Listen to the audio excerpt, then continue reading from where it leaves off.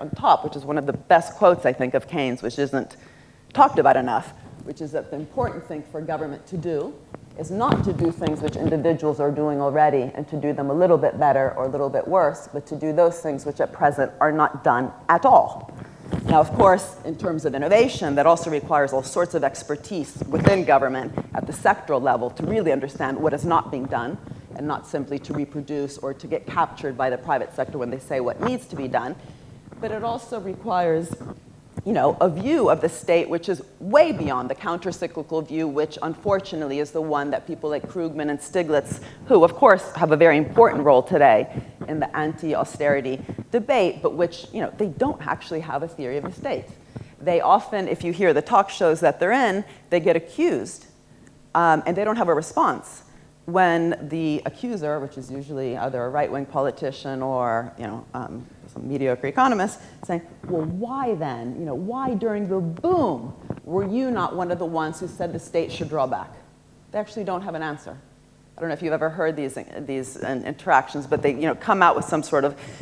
excuse, but they actually have much less to say of anything about the state in the boom than they do about the state in the bust, which is now, which we actually need government to be acting countercyclically, which it's not. And so the problem, however, is partly within Keynes himself, because there's this sort of schizophrenic situation where you have both Keynes talking about, you know, that, being radical, being different, doing what the private sector doesn't do, but also saying, but in the end, you know, at least in the recession, even just digging ditches would be fine and filling them up again. This in some ways allowed, I think, this perspective of Keynes, which is not the deep, if you want, understanding of Keynes, to allow the neoclassical synthesis to, in fact, undermine what Keynes actually meant by the role of the state. But what's really interesting also in this letter, which I quoted also in the document that's on the web, is this is a very different idea from, or should I say, it assumes a particular assumption of what the private sector does, which again in Keynes is schizophrenic just as much as the public sector problem, which is, on the one hand, he talked about the word animal spirits, right? So the reason that you often don't have enough private investment, is both because it's, you know, just very volatile all the time, also because you don't have enough, you know, you have too much of it during the boom, too little during the bust, and he justified this using the word animal spirits, which really makes you think of wolves and tigers and lions roaring.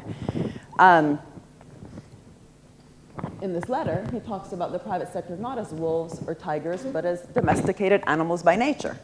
Okay, so here, all of a sudden, it also opens up a role of the state as actually doing something different, which actually turns these gerbils and pussycats into the lions, the tigers, and the wolves that we often assume they are. And many of the policies, I'll list some later, which are out there today also in industrial policy, whether it's SME policy, venture capital policy, commercialization, Death Valley type discussions, are often assuming that what the problem is you have these wolves and tigers